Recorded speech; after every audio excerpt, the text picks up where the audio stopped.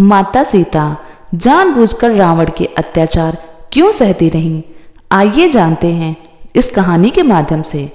क्या रामायण देखते या पढ़ते समय आपके मन में यह ख्याल आया कि देवी सीता तो स्वयं ही जगत जननी का अवतार थी, रावण का अंत तो वह ही कर सकती थी।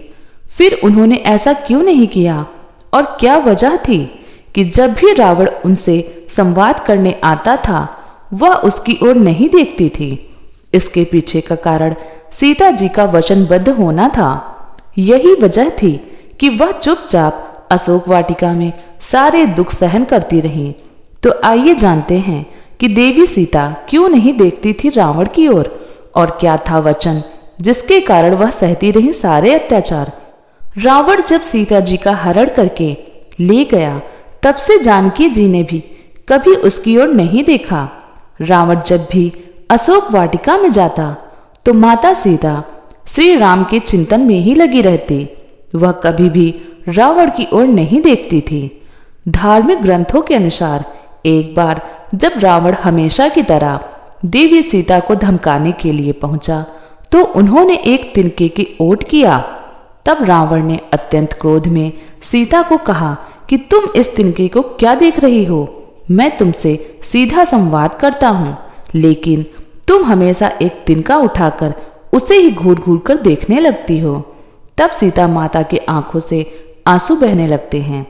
रामायण के अनुसार जब रावण किसी भी तरह से देवी सीता को धमकाने में सफल नहीं हुआ तो वह श्री राम के रूप में देवी सीता के सामने पहुंचा, लेकिन तब भी माता ने उसकी ओर नहीं देखा।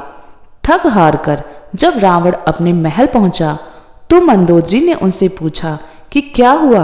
आप तो सीता के सामने श्री राम का रूप रख कर गए थे। तब रावण ने कहा कि जब वह उस रूप में पहुंचे तो सीता उन्हें नजर ही नहीं आई।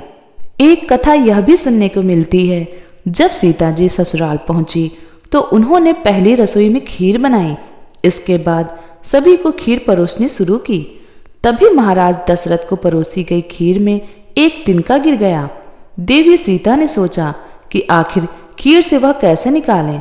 तब उन्होंने तिनके की ओर घूर घूर कर देखा तो वह तिनका जलकर राख हो गया और एक बिंदु के समान हो गया। राजा दशरथ समझ गए थे सारा रहस्य। खीर में तिनके का हाल किसी ने नहीं देखा, लेकिन राजा दशरथ ने सब कुछ देख लिया था।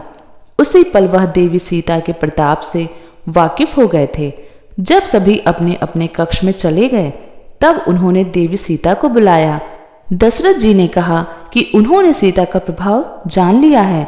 वह जान चुके हैं कि वह जगत जननी का अवतार है, लेकिन फिर भी आप मेरी एक बात का ध्यान रखिएगा कि जिस तरह से आपने तिनके को देखा था उस तरह कभी भी किसी शत्रु की ओर घूरकर मत देखना।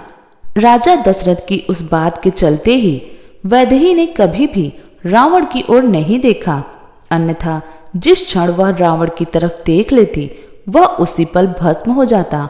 इसलिए जब भी रावण आता था तो देवी सीता महाराज दशरथ की बात याद करके तिनके को ओट ले लेती थी। इसके अलावा सीता जी को भगवान श्री राम को रावण के वध का भी श्रेय दिलाना था। यह भी एक वजह थी वैदेही के साथ रहने का। दोस्तों, अगर आपको जानकारी पसंद आई हो तो हमारी वीडियो को लाइक करें और हमारे चैनल को सब्सक्राइब करें। धन्यवाद। जय श्री राम।